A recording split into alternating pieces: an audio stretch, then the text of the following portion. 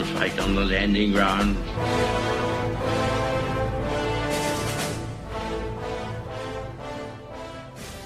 Thank you for joining us. You are listening to A Radio, and this is The Morning Moment. Please click on the follow button on Spreaker.com. This piece comes from Brexit Tory. I found this on Twitter, somebody that's following me. The links will be on my site. It's a little snippet that may have passed you by. First there's a comment from this person, and then I'm going to play you an audio from a BBC TV programme. I'm guessing it's Newsnight, looking at the layout, but that's irrelevant. It's from the BBC. This is her comment, first of all. We need to talk about the UK Labour Party and the false information they purposely spread on Venezuela. Chris Williamson engages in more US conspiracy theories. Socialism did wonderful moral things up to the point when it didn't anymore. Now the problems are all America and capitalism's fault. And that's her comment.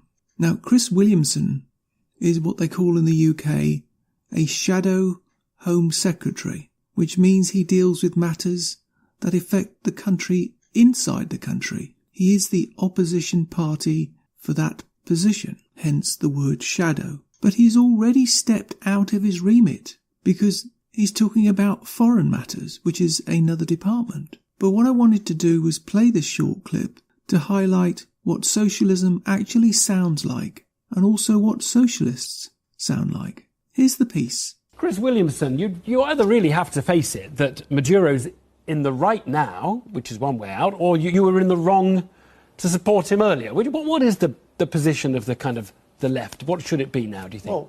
Well, that's an unfair characterisation, if I might say so, Evan, because clearly the circumstances have changed substantially in Venezuela over recent years. The collapse in the oil price and, of course, these violent protests, which have been aided and abetted by the United States of America, who have been funding opposition groups and have a very shady record going back many decades of interfering in Latin America, right back to Chile, where President Nixon said he was going to make the economy scream. And we've had these manufactured shortages with factory owners stopping production of products to create these shortages in the shops. And it's precisely the same tactics that were used against Allende in Chile in 1973 and led to the overthrow of his government with Pinochet. So your response to seeing opposition leaders bundled out in the night, and taken away and arrested, is to condemn the United States. I just want to be clear. That is basically your response. No, not at all. No, again, that's unfair, Evan.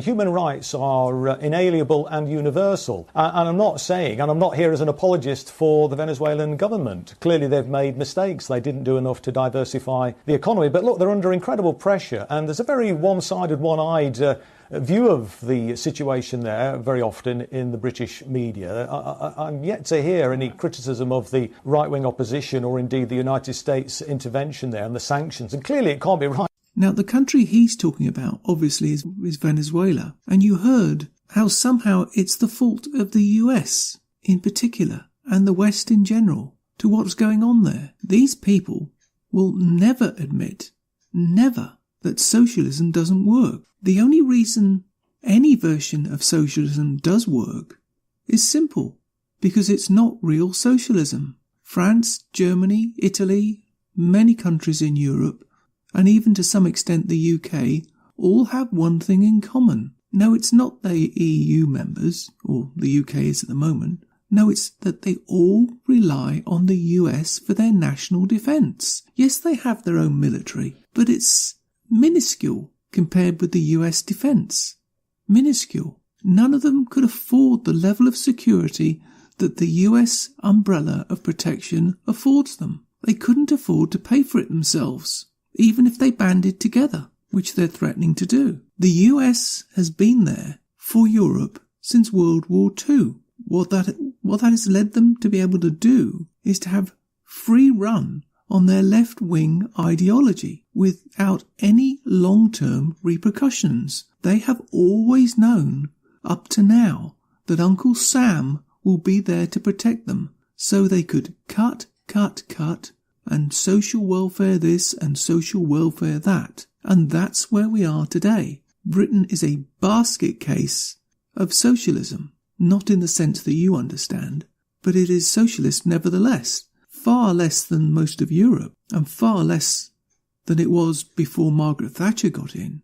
But nevertheless, there are social platforms, shall we say, at every level of society in Britain. And now, of course, they introduce social control over free speech in Britain, which is just another step. And that's where we are today. Countries like Venezuela, however, have to create a large army to protect themselves, and they are inherently corrupt.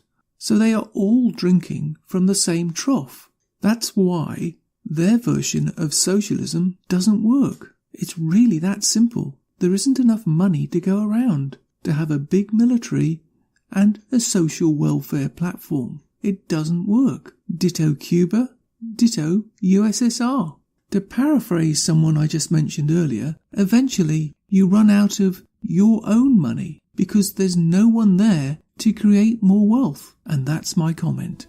You can find more at aradio.wordpress.com, where you can find links to us on Twitter, Facebook, Instagram, iTunes, iHeartRadio, Gab and email. You can now find us on Spotify. Just go to the podcast section and type Canadian Politics with a Twist and you'll find us. We are continuing to reach out to you, so please pass on the links. Please click on the follow button on Spreaker.com. You can listen to all my morning moments at Spreaker.com under A Radio, that's EHRADIO, A Radio, and please click on the like button.